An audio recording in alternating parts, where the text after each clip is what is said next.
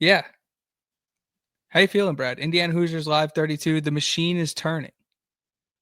Indiana Live 32. I feel like we definitely haven't done 30, but this is like our 11th episode. I think this is 12 or 13. Okay. All right. Yeah, time flies when you're having fun. You know, there is no off season. Yeah, the machine is turning probably as much as it could in June 3rd. you know, so we'll take it. And yeah, I was told by Keys that we have a loaded agenda today. So happy to, hop on here and dive into it today, and super, super pumped about it, Yeah, I wanted to start off, Brad, super quickly. Oh, hold on. Go ahead. No, I didn't have anything to say. I was just going to complain about how it's been a long day, and, but I'm always happy to hop on and shoot the shit. Hopefully John hops into the chat here. I was looking forward to John all day, thinking about him. So hopefully he pops in. If you guys are watching on a different streaming service besides YouTube, slide on over to YouTube, watch this thing live, like, subscribe. And yeah, I'll be doing a couple more reminders because I guess it's going to be, as Keyser drives the bus, I got to, steer at times. So I'm gonna keep reminding people to go watch on the YouTube, watch on the super chill, the YouTube.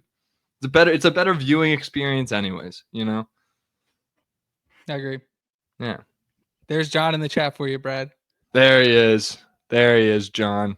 Happy you made it. Don't forget to tell your friends about us, John. No, I wanted to start real quick with stat corrections. The OG Sigs Inside listeners will understand stat corrections, but basically it's like, what did we say wrong last episode? How do we get it right this episode? I put my foot in my mouth. I said I was absolutely done talking about Indiana and Kentucky until they played on the 13th of December. Is this a stat correction? This is a stat correction to that. I had the order of games messed up. I just wanted to get that completely right. The first game, obviously, this year at Kentucky. The next game is going to be played in Indianapolis. The next game, again, back to Kentucky, and then they go to Indiana. So it's not UK, Indy, IU. It's UK, Indy, UK, IU. That's the order of that game. Year 4 into the D-Rock era will probably be preseason top 10, which coming off probably, consecutive Final Fours. So I'm looking forward to that, 2028 matchup? Yeah, that'd be 2028 in Bloomington. And yeah, looking forward to that. We got Kentucky on the road this year. Great quad one opportunity, as always, whenever you go to Rupp Arena. So yeah, looking forward to that. Like I said, not the biggest game of the year, an important game, a big one. But I'd say winning our conference games against UCLA and Purdue are probably the two favorites to win the conference this year. I'll throw the Illinois game in there. I'm pretty high on them and what they got going on with the Slav vibe they got. I really dig it. And yeah, those are going to be, just as important, if not more important, for what this team's looking to accomplish. Because I feel like, I don't know if this is, I might be speaking on my ass, but I feel like they weigh, your January, post-January, a little bit more than your pre-January resume. I don't know if that's true. It's usually metric based, but if you're steaming hot, like if you're 20, if you finish 20-12, but you went undefeated in February, I think that holds a little more weight than, you went undefeated up until January and then played, sub 500 ball beyond and kind of crawled your way into the tournament. Curious to see. We haven't seen too many of those, blatant scenarios too often, but yeah. Hence why I think conference games are more important. Would completely agree. I don't know if it's the biggest game is the next game, as I always say. So I was gonna say I wouldn't necessarily say that it's post January, but definitely conference play is weighted much stronger than non-con. And then real quick, one more stat correction before we're gonna put basketball on the back burner for a little bit. We'll get to it, I promise, because there's a lot to talk about there. But we were talking about foreign tours last week, and you had mentioned something about the Steve Alford UCLA teams going every year, all the time. Somebody in the comments made this known to me, so I went and did some research, found out you could literally only take one foreign tour every 4 years per sport. So there's no way Alford was going every year. I got caught, didn't I? I got caught. They got me. You had me fooled. Oh, they got me. It's the salesperson in me. I could just say something and it sounds real, but it's yeah, that's It's interesting because what I think where I got confused is when that whole China thing went down. Jalen Harrell, LiAngelo Ball, Cody Riley. That felt like it was about a 10-day thing that was going on. It was News national cycle. news. It was like a 10-day news cycle. It felt like 4 years. So I think that's why I got confused there, and that's my bad. It's hard to pull things off the top of your head, when they happened 10 plus years ago. So I apologize for blatantly lying and on what the flag in the way of your take. That's facts, John. That's facts. Yeah, that's why you let it fly, and then we come back and we stack correct Yeah, it. that's why we have We're gonna get it right eventually. It's That's a just stupid rule, by the way.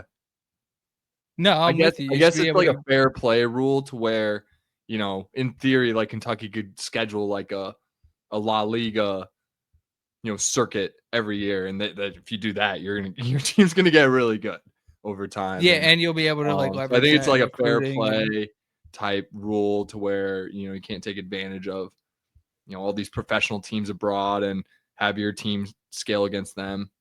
Yeah, facts. Thank you, John. and then before or actually real quick, Phil Steele this week. I'll give you a little runway. How do you feel? We're what, like 4 days out now? I got to put in my pre-order If soon. that, I got to pick out my cover though. I haven't checked out the covers. It's usually my favorite because back in the west, living out west, only I would go to Barnes and Noble. I'd pick up, and it was always a West Coast cover. With SC guy, Oregon guy. Andrew Luck, Vontez Burfict are on some of the covers that I have, and always looking forward to it. I'm like a collector of this. I think this is going to be the 15th Phil Steele copy I've ever bought, which is, I'm 26. That's the majority of my life. I've bought Phil Steele, which I think is pretty cool. And yeah, just super excited on his takes, his covers. I just can't wait to see. Am I going to go Midwest? I wonder if Pons or Surratt are on one of the covers. I'll have to check that out, honestly.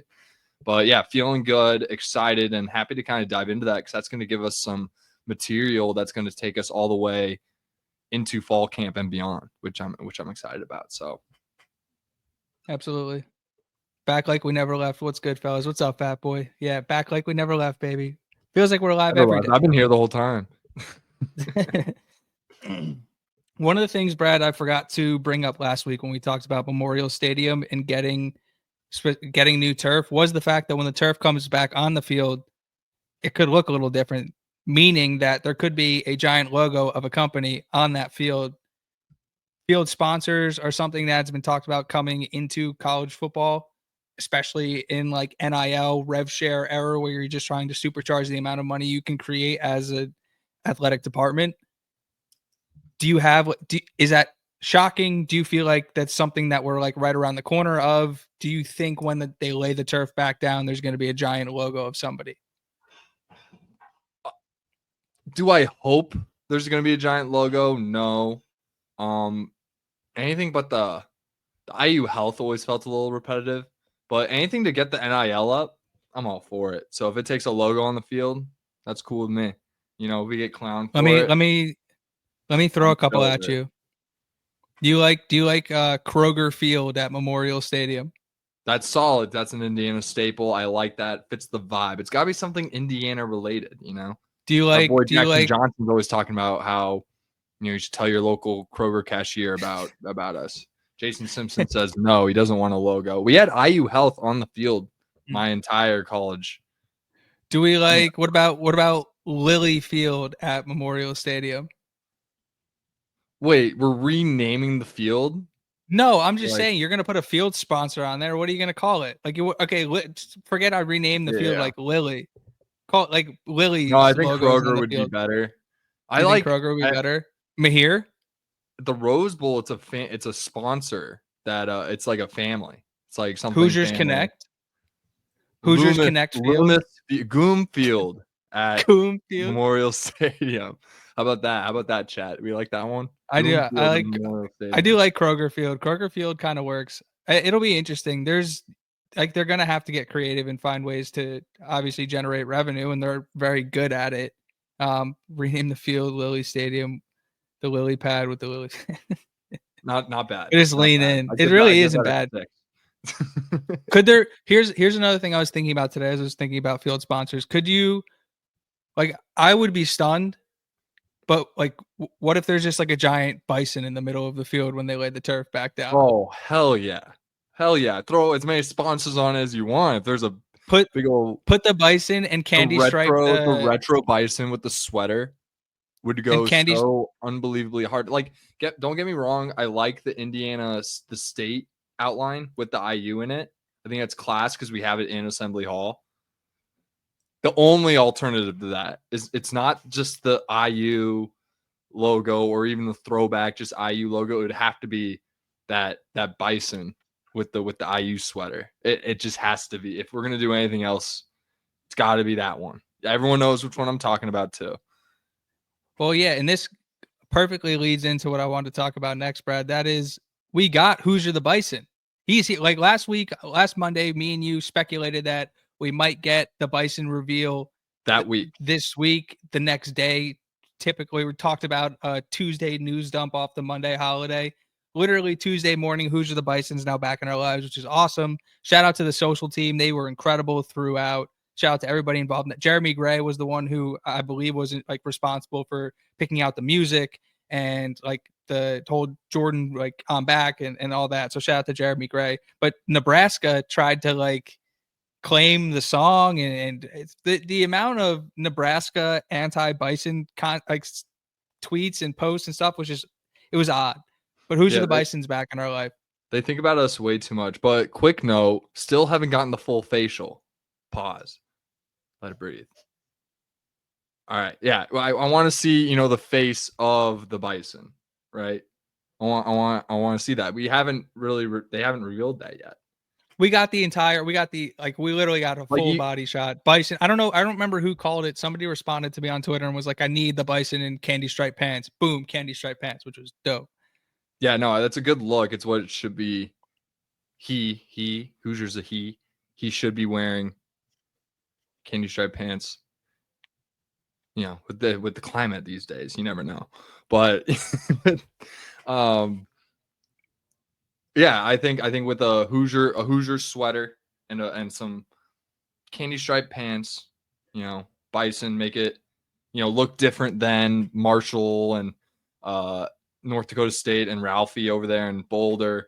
Just make sure it looks unique and not ugly, and I think we'll be in for a show. But just excited for them to reveal the face because I don't think they haven't done it yet. Even on the Twitter account for Hoosier the Bison, there's no picture of him. It's almost like unless I'm missing something. I haven't checked in a while, but 88 days until football season, Brad. So we got some time. But there's going to be one student that's going to be tasked with the responsibility, or it could be multiple students. I don't know, but somebody is going to be not the first because they were leading around some poor soul with the Bison without eye holes back in the 60s. But Bison does push-ups after every score. We would have the best built mascot in the country. Bison are strong individuals. Like they are strong animals. So like, yeah, massive responsibility to whoever gets into the Bison first. And so very excited to see how that unfolds and then exactly how they integrate the Bison across the different sports, not just football. Also really excited to see. Yeah, the Oregon Duck does the push-ups too. So I think I always thought of that as a cool. We finally have them. Oh, I'm glad you said that. I despise. We could fight the duck. Oh my God. One of my favorite videos. Pac-12 memory of the week: the Oregon Duck fighting the Houston Cougar. Go look it up. Well, actually, don't leave YouTube yet. Look it up after the show. Oregon Duck fights the Houston Cougar. One of my favorite videos of all time.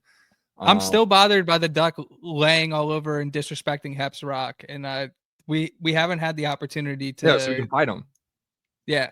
Now we finally have a mascot. So Hoosier the Bison would have been protecting Hep's Rock. That's all I know. Yeah, we're going to their place next year, so let's cause some damage. Let's cause some havoc. But you know what this guy looks like? I think I'm going to tweet at Hoosier and ask for a selfie. I think that's what I'm going to do. It's a good move.